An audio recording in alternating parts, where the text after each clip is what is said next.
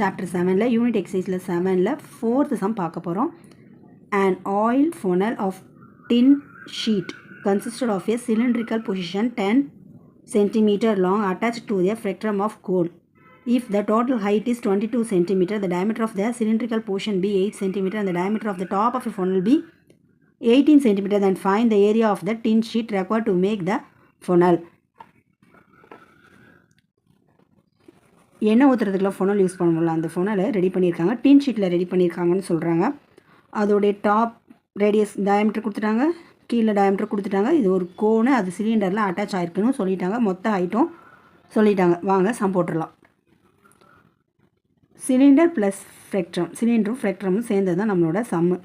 சிலிண்டரோட height h = 10 cm, r = 4 cm, diameter வந்து 8 cm. ஃப்ரெக்ட்ரம்க்கு height = 22 - 10.